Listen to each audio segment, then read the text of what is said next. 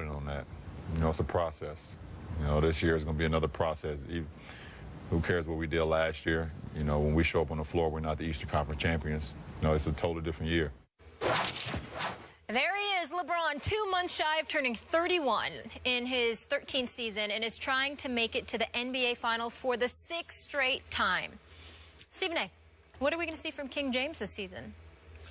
More the same. I don't think I think that you'll expect to see him less minutes.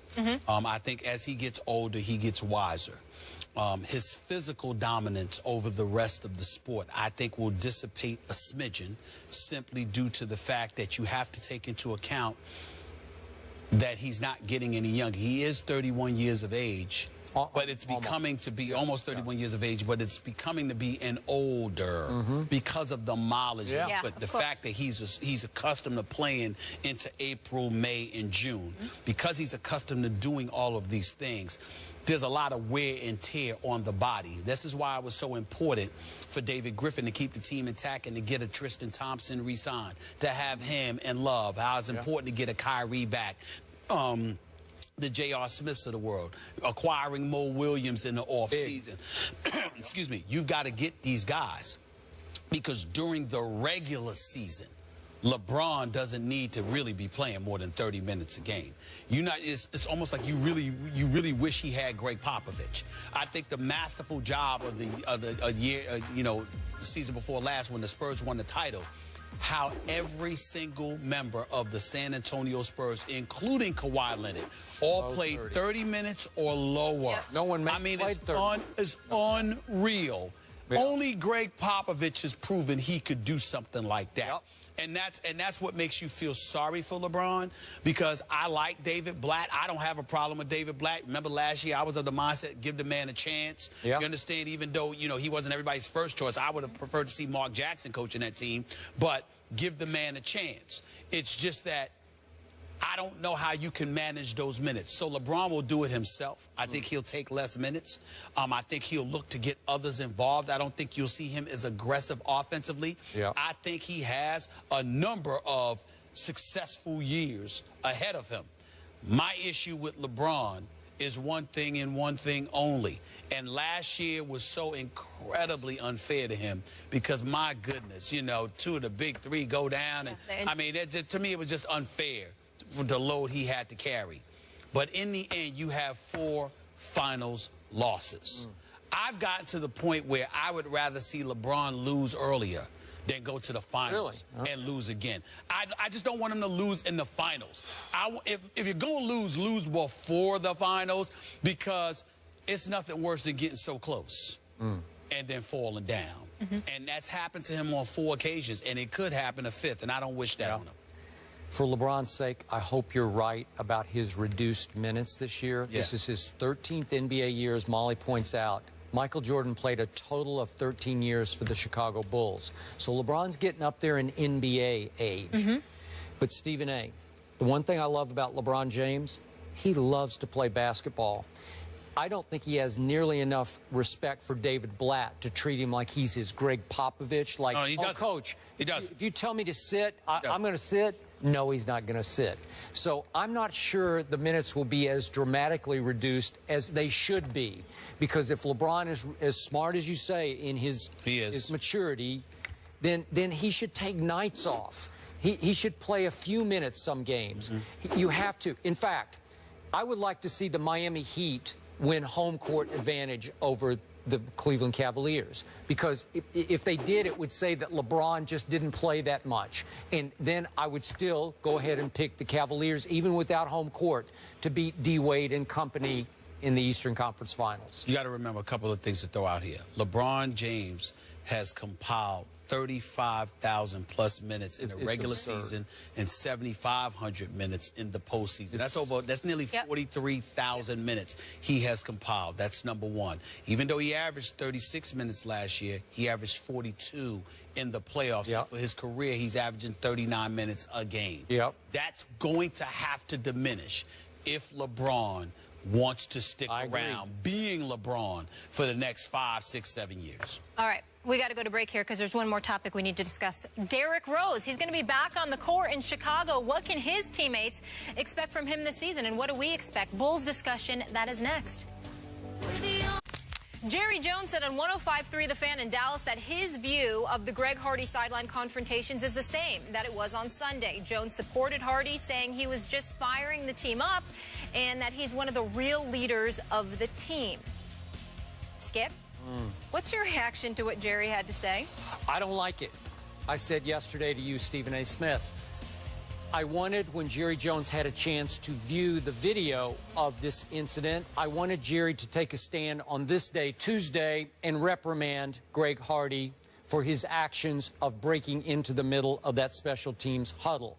And from what again, we're just having to go off the top of our heads here off these quotes. He didn't really even address that. He dodged the question, basically, and said he's still, I'm just paraphrasing, he's still all in on Greg Hardy, is looking to sign him long term.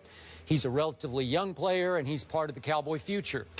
I did not want to hear that today, because Jerry Jones is not only the owner and president of this team, he is the general manager. He manages the football part of this organization, and a strong message needed to be sent that it is completely unacceptable for Greg Hardy to break into the middle of a special teams huddle to blast the special teamers and get to the point of getting so out of control that the assistant head coach and special teams coordinator was forced to try to shove him back out of that huddle. And a confrontation ensued that included Devin Street and finally Des Bryant.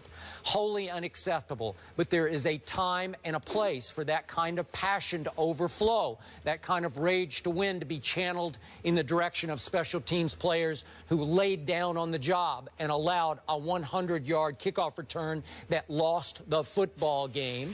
And that time and place might be over on the sideline on the bench area, where you take one at a time and you say, what are you thinking about? And where was your effort? And where's your guts and heart, young man? Because I think Greg Hardy has the potential to become a veteran leader of this team, but he has now only played 2 games for this team, and I don't think it would be out of bounds for the owner, president, general manager to put him back in his place, because, as you said, the sometimes puppet head coach is not going to do that.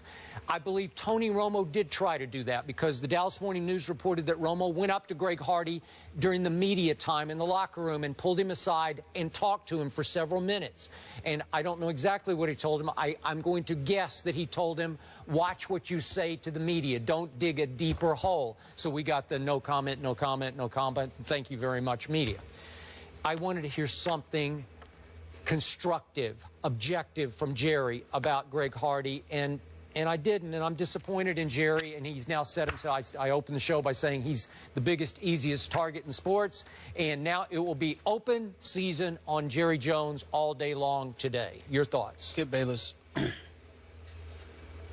am I correct in surmising that what you're saying essentially is that you have a problem with the timing of what transpired with Greg Hardy? Yep. And how this is not the time or the place for Jerry Jones to support Greg Hardy. This is today is not. Now that you've had a chance. Remember, when he was asked after the game, he's outside the locker room, and he said, I didn't see it. What I'm saying to you is that in the grand scheme of things, as uncomfortable as it is for everybody to admit, what you really have a problem with is how stuff looked as opposed to what happened.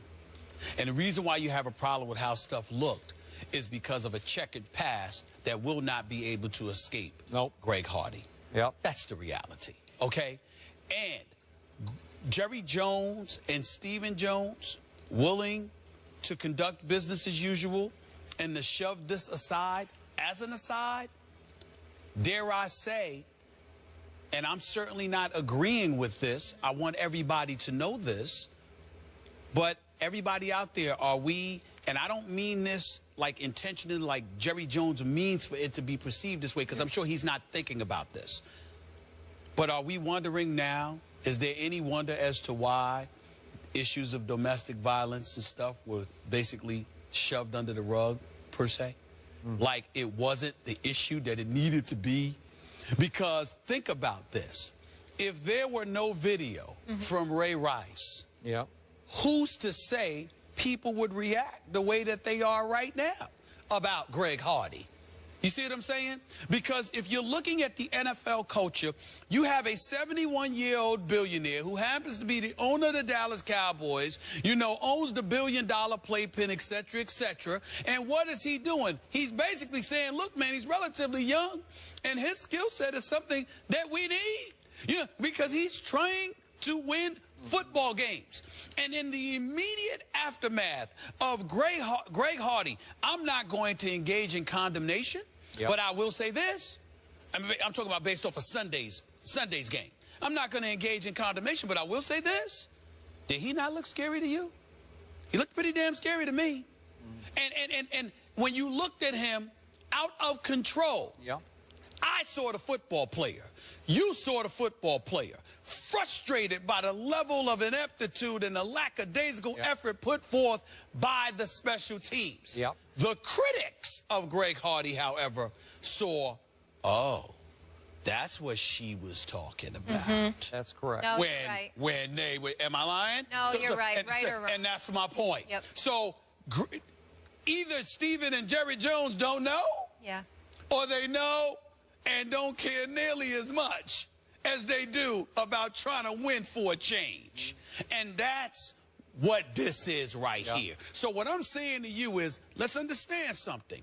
What you're really appalled by based off of Sunday was the timing.